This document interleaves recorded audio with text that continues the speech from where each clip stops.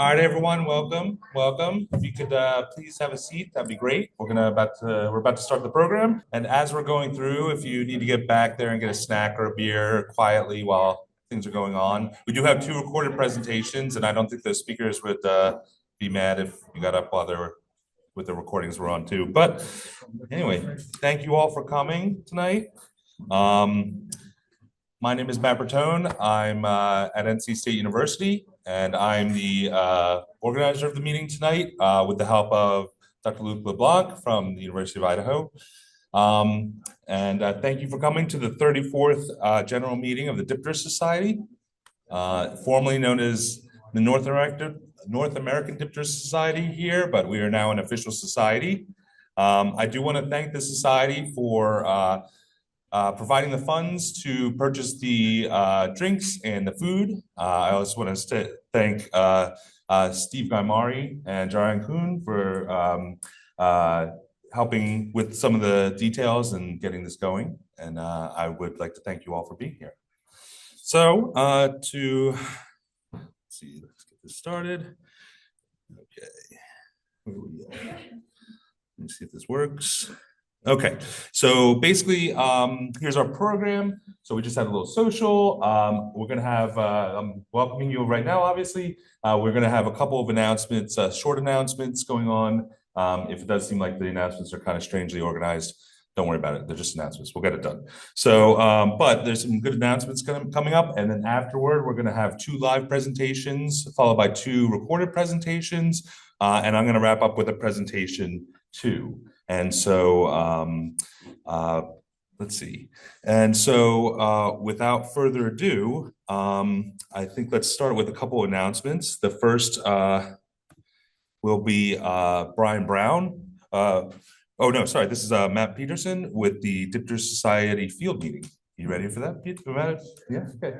So about a year ago, 2 years ago, Will Bouchard came and talked to me and asked me if I'd help him to organize the field meeting. And we wanted to see if we could get it done at Itasca State Park in northern Minnesota. So we've been working for about a year trying to get that to happen. And I think we have finally got to a point where they're going to allow us to have the meeting there at the park. So if you don't know Itasca State Park, it is very far north of Minnesota. It's the headwaters of the Mississippi. So maybe you know it for that reason. It has 32,000 acres, and it has lots of old growth, and I'll show a picture of that in just a minute. And it has a large wildlife nature sanctuary and wilderness area, and then attached to it, there's an Iron Spring Bogs natural area also. So it's a big area. It's extremely diverse. I am currently working on permits to collect there. That's the one kicker that we're trying to get. So right now it's a state park. And so what we're trying to do is get kind of a blanket permit to collect in the park. What they've told me so far is that they will allow collecting to occur, enough specimens so you can identify what you're collecting, and that they would like the specimens collected to eventually end up in a collection somewhere that is recognized and publicly available. So that's sort of what they would say about that inside the park. And then regionally, there's a lot more areas that exist. This is a terrible map showing habitat. Just know that the red is sort of pine, jack pine forest. Green is deciduous forest. These areas are the old growth forest. So there's a lot of old growth areas still located within the park. It would be located at the Itasca Biological Station and Laboratories. So this is the College of Biological Science field station that's in the park. The facilities have a large biome center with a seminar room, classrooms equipped with microscopes. So it's a really nice facility. I actually teach up here at the Itasca Biological Station. I teach field entomology every year. So all the equipment we use for the class is going to be made available for the field meeting. So it should be, it should be great accommodations. There's both bunkhouses and cabins. So you can get your own cabin, or you can have a bunkhouse that goes up to 10 people with a common area. Dining hall is fantastic, and they have 3 meals a day. And then the best thing is the cost right now. If you have a bunkhouse and all of your meals provided, it'll be about $330. If you want your own cabin and meals all the time, it's $450. So I think it's pretty reasonably priced to stay here. Yeah, and they even make travel lunches for you if you want to go out in the field. So this is where the Itasca Biological Station is located. It's pretty unique in that 4 major biomes come together. So you have broadleaf forest, mixed forest province, prairie parkland, and tall grass aspen all coming together in that area. This is Lake Agassiz outflow area. So there's some sandy areas, there are outwash areas, there's boreal forest areas, and it's extremely diverse. Before you go, yeah, it looks like they're only seeing the presenter view. Okay. So let's see if we can. Now this is. Does anybody know exactly how to do that? Switch that back. So they're seeing your presenter view, which they're at least seeing the slide still. Yeah, that's good. But they get a spoiler for the next slide. Let's see. So I think. Maybe. I mean, this will work. So somebody, is everybody gonna be all right with maybe not presenter view? I know somebody, you're gonna be, okay, good. Okay, we'll just, I think we should be, all right, now is everybody on Zoom seeing that, the full slide now? Great. All right. Okay, oops, so we go back, and then we're gonna make this small. All right, thank you. All right, good. So it is a pretty diverse area. And then I just threw the slide up there. These are prairie areas around so these are much drier. There's dune habitats all throughout the prairie area. So there's dry prairie, there is salt prairie habitats. And so it gets fairly diverse in this area. And so again, I'm kind of working with the state DNR and the permitting office to see what we need to do to go to some of these scientific natural areas. But there's gonna be enough diverse habitat around there to go to. I think that might be what I have. Oh, and then for travel. This is about 4 hours north of Minneapolis, St. Paul. So it's quite a bit far north. Right now I'm working on securing about at least two vans to drive up from the airport. So hopefully if people fly into Minneapolis, we can find a common time and then drive a bunch of people up together if you want to go. Yeah, so we will see how that works out. So largely, did I put my contact? I did. I put my contact at the end. We are going to have, this will be out in the newsletter. We'll be sending a lot of announcements. And as soon as I can figure out all the information about the park, about how to reserve a spot at the station, how to get permits, I will pass that information along. But if you have any questions about this, let me know. Yeah, happy to answer them. Okay. Hi, I'm Britt. I'm with Team Diptera Outreach, the International Fly Club. And of course, we just absolutely love the Dipterists Society. We love hearing from the new research you do, the outreach you do too, and we love getting the community together. And specifically, some things that we've done, you hear us on the Liftster. You know, we're always looking to tell the world how important flies are, and you're the ones to do it. And we love and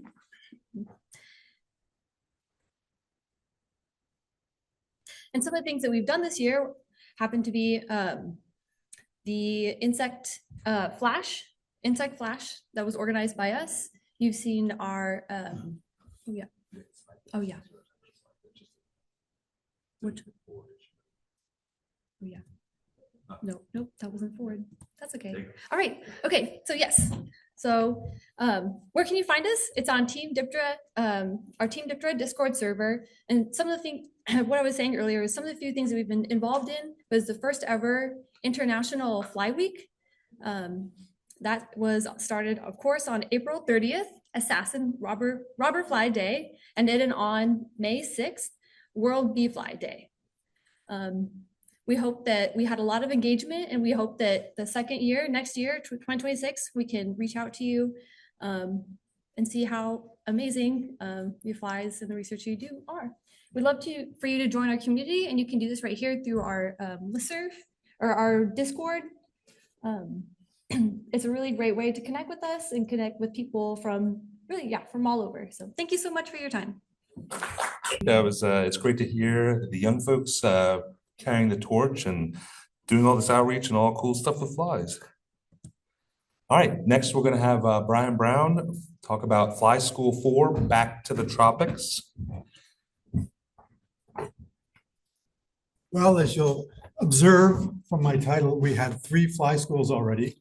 2 of them were in California, and then we had COVID. So we didn't have it for several years. But then we had it 2 years ago in Costa Rica. Now, imagine a place that's sort of up a little bit higher than the lowland rainforest, still not cool. It cools down a bit at night. So the diversity is really high there. You'll see some of the beautiful photographs that Matt took when he was there of the flies. And you get woken up in the morning by the howler monkeys and the toucans twiddling away up in the trees nearby. So it's a gorgeous place. It's really diverse. Here's the important information. We have 27 July to 9 August. It's back to 2 weeks, 2 full weeks. We had to cut it short last time. I can't remember why. We have applications. We had something like 53 applicants last time. We have room for 30 people. So the costs are not finalized. It's about $1,750. That's the most it's going to be because we're still looking for grant funding so other people can go, so more people can go. Hopefully we'll be able to reduce the price for everybody, and there'll be some certain grants that people can apply to. And that's exclusive of transport to San Jose, Costa Rica, of course. So to keep track of this, there's a number of contact sites there. I've got this on a handout that you can photograph if you like. Hope you come to Fly School. We've got several people here who are alumni of Fly School. It's the world premier course of collecting, preparing, and identifying flies. So talk to me or Matt or some of our alumni. Put up your hands, alumni, please. There we go. And let's see you there.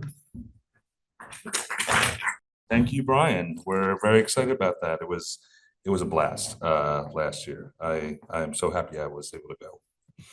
All right, we're gonna have an announcement by Dr. John Stireman on the Journal of Lost Species. I just want to introduce this new journal that's currently accepting submissions, the Journal of Lost Species, which was kind of cobbled together by Matt Forister at University of Nevada, Reno.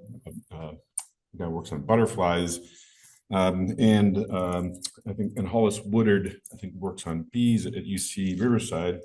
Anyway, they felt there was a need to sort of document lost species. We have all that we spend a lot of time describing new species, but we don't have a formalized way of documenting when they're gone. And if any of you were at that global change and insect diversity symposium this morning, you realize that like things aren't looking good, and we're going to see more and more and more of this. So this provides a venue for reporting on species that appear to be lost, and lost is sort of a kind of a general term. We're not necessarily, they might not be extinct. In fact, you could also publish about rediscoveries of things that were formerly thought to be lost, or things that are in decline. There's three basic, there's three basic kinds of submissions. So there's, well, I don't know if they're up here, but there are reports where it's just sort of reporting on the status of species. There are notes, which are just brief descriptions of investigations to try to locate species, and like, negative results. This is a place to publish those, where if you don't find things, they're lost, at least for now. And then there's letters, which can be opinion pieces. They can be about methodology, discussions of declines in biodiversity, etc. So I know that, like, I work on a group of flies that we don't know enough about them to know what we've lost. We don't even know what's there yet for most parts of the world. But I think there are probably some taxa, some groups that are studied well enough that we can document some of these declines. So I just wanted to advertise this because Matt asked me, hey, will you kind of be the editor for like Diptera in case we get any Diptera submissions? And I'm like, sure. So I put some flyers and some stickers back by the food table you might have seen. So if you feel free to grab one, there's a QR code if you want to check it out. There's a website. But this is just barely starting. I think there's like maybe 6 submissions so far. So just keep it in mind and tell your colleagues that are working on, species that are rare or declining or lost. Thanks. Next, we are going to have Luc LeBlanc tell us about the highlights from the 2025 Tephritid identification course. This year, I got Farm Bill funding to teach a course on organize and teach a course on identification of Tephritids in Gainesville and Sacramento. And we did it earlier this year. I'm reporting on that. So in Gainesville, it was attended February, Sacramento, and it was attended by 24 people in person, and 51 people followed online as well through Zoom, with a large number from following from the Caribbean islands. So that was really great. And the 4 trainers, myself, Eric Rodriguez, who's at FSCA, he's the larval taxonomist and Anastropha fruit fly. Woogie Kim at the Smithsonian, he's the Diptera identification coordinator for APHIS PPQ, and Severin Korneyev at CDFA. He works on various, he's a very broad fruit fly taxonomist, and I organized, coordinated, and I taught on Tribe Dacini, the tropical fruit flies from native to the old world tropics. And below us are our mentors who mentored us into fruit fly scientists. And we are I'm very proud to give tribute to them. Gary and Alan, they're still around, and Valerie Korneyev and Roger Vargas. He left us a few years ago, USDA ARS. So on the first day, there was Woogie delivered an introduction to the morphology, classification of Tephritids, a very thorough introduction. So you see below on each slide, you see samples of our style of slides that each of us compiled for the course. And then afterwards, we got all the participants to pin. So I brought 33 specimens covering 20 species of mostly Dacini, but also some Anastropha and Ceratitis, mostly design fruit flies. So they used minute pins to pin through the thorax of the flies, and then they soaked them in diethyl ether. So Diptera coming out of alcohol, no matter how careful you are, after they come out of alcohol, you pin them directly, they lose their colors. But secret, if you soak them in ether for 3 to 4 hours, pull them out, double mount them, they will keep their colors as if they were alive. So you're gonna have to pay me for that secret I just gave you. So they did that. And while the fruit flies were soaking in ethanol, I gave an introduction to the characters and identifications of descent fruit flies. Then I talked about the fruit fly projects in the South Pacific Islands. I worked for that project for 8 years. I lived and worked in Micronesia, Fiji, and all of you will be jealous. I lived and worked and collected flies in Papua New Guinea. Many new species I found there. So I reported on that fruit fly project. It's a research and development project for Pacific Islanders to adopt fruit fly IPM to reduce pesticides. So all that was while the specimens were soaking. Then in the afternoon, each participant double mounted their flies, and that completed the day. Then in the morning of the second day, Dr. K.G. David delivered the keynote presentation. So in India, we cannot take material out, but now There's some really, really, really good, competent, active dipterists who have emerged in India. And KG Davis is so good. He's redefining the approach to do high quality species level taxonomy for daysign fruit flies. We were very proud to have him as a keynote presenter. Then afterwards, the rest of the day, I produced that draft key to the 85 species of daysign fruit flies, Bactrocera, Dacus, Zogodacus, Monacrosticus, 85 species out of the more than 1,000 species of old world tropics daysigns are pests of fruit. So they used the specimens they mounted. I didn't give them any names, and they used a draft key to try to identify them. And then they wrote their identification on that sheet. And that was a way to, so I completed that draft key in January. So how many of you have had your draft keys actually tested by a whole class? That doesn't happen very often. So this course was really great. So they could find all the pitfalls, report all the issues. So wow. And then on day 3, Eric delivered a presentation on larval identification, and they got to look at the basic characters to look at for tephritid larvae, and he covered the pest species of Anastropha. So the Zogodacus, the Dacini are old world tropics.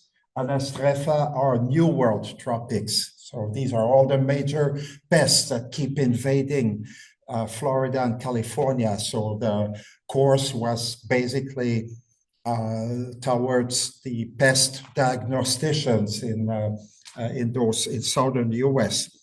And then Severin introduced us to identifications of the pest species of Ragoletis, and we had a few specimens they could examine also. And then in the afternoon, I gave an overview of the pest daysign fruit flies, and then I gave them the answers of what their flies were, so they could, and I got the sheets so I could see how accurate the key was and where I needed, and then they gave me feedback on which couplets don't work and so forth, and then they got to label their specimens, and we had Gideon Alaki in Florida, who was a guest, who was our host at University of Florida, and he gave an introduction to molecular diagnostics. So 3-day course. At the end of day 3, they all got to take their own collections with their own Schmidt boxes to their duty stations. So they take their collections back. Really great. So they were very, very happy. And we had a pre-course and post-course survey and evaluation, and so that we know how to improve it next time. We get their recommendations, and the main request was a hands-on training on identifications of larvae. So that's Eric's expertise. So we will be working to expand more on that next time we teach the course.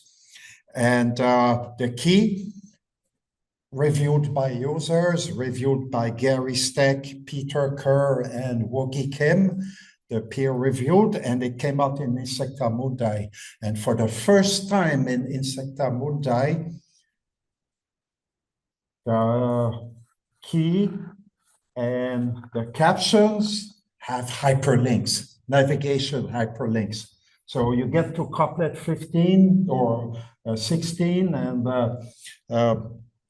you get the species name in blue, and then you can press on the species to go to the species profile, and then you get the key hyperlink to go back to the key couplet, or you can go to the image, the plate of the species. Then from the plate, you can go either to the species profile or to the key. First time hyperlinks, not that hard to do. If you have access to Adobe Acrobat and you have a sense of creating these hyperlinks, then you can do it yourself. In Secta Mundi, they allowed me to do it on the final PDF.